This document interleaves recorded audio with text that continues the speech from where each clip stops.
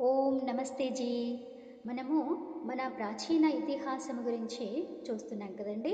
ఇందులో మొదటగా సృష్టి రహస్యము అంటే సృష్టి ఏ విధంగా ఏర్పడింది, తయారు చేసింది ఎవరు, ఎలా చేశారు, ఇదంతా కూడా చూస్తున్నాము. ఆ, అదేవిధంగా ఇప్పుడు ఋగ్వేదములో ఉన్నటువంటి దశమ మండలములో 72వ సూక్తములో సృష్టి నిర్మాణం గురించి చాలా అద్భుతంగా వర్ణింపబడిందండి. అయితే అది ఎలాగో చూద్దాము. కమ్మరి ఇనుమును అగ్నిలో కాల్చి రకరకాల పరికరాల్ని ఏ విధంగా అయితే చేస్తాడో ఆ విధంగానే పరమేశ్వరుడు మూల ప్రకృతి నుంచి ప్రపంచ పదార్థాలు నిర్మాణం చేశాడు అని చెప్పేసి వర్ణింపబడి ఉంది. అయితే అణువులలో పరమాణువులు నృత్యం చేస్తూ పరిభ్రమిస్తూ ఉంటాయని చెప్పేసి ఆ అణువులతో ఈ సృష్టి నిర్మాణం జరిగిందని చెప్పేసి చెప్పబడింది. మరెన్నో ఈ విధంగా సృష్టి రహస్యాలు ఆ సూక్తంలో ఉన్నాయన్నమాట. ఉదాహరణకి ఈ సూక్తంలోనే ఒక వేద మంత్రము చూద్దాము.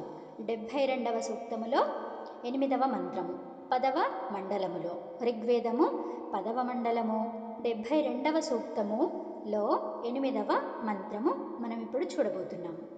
ఓకే.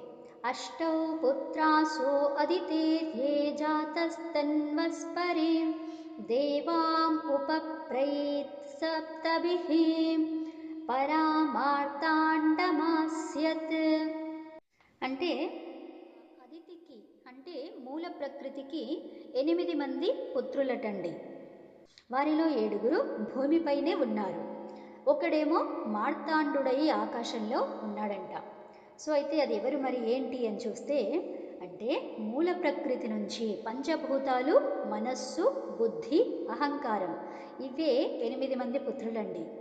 వారిలో అగ్నితత్వము సూర్యుడు ఆకాశంలోకి ఎగిరాడు. ఇది అంతా కూడా ఆలంకారిక వర్ణనండి. భగవద్గీతలో కూడా చెప్పబడింది చూడండి. 7వ సూక్తం 7వ అధ్యాయంలో 4వ శ్లోకంలో ప్రకృతి గురించి 8 విధాలుగా విభక్తమైందని చెప్పేసి కూడా చెప్పబడింది. అదేంటో చూద్దాము. భూమిరాపో నలో వాయుః ఖం మనో బుద్ధిరేవ చ అహంకార ఇతేయం మే భిన్నా ప్రకృతిరష్టధా. ఈ వేదాలలో ఇలాంటి సూక్తాలు మంత్రాలు చాలా ఉన్నాయండి. వీటి ఆధారంతోనే పరిశోధనలు చేస్తే విజ్ఞానం అనేది ఎంతగానో వికసిస్తుందని భావము. ఎందుకంటే వేదాలకు మించినటువంటిది ఏది లేదు ఇంకా. ఎందుకంటే వేదాలే ఆదిలో ఉన్నటువంటి భగవంతుని ద్వారా చెప్పబడినటువంటి విషయాలు మనకి వేద మంత్రాల ద్వారా చెప్పడం జరిగింది. సశేషం. ఓం నమస్తే అండి.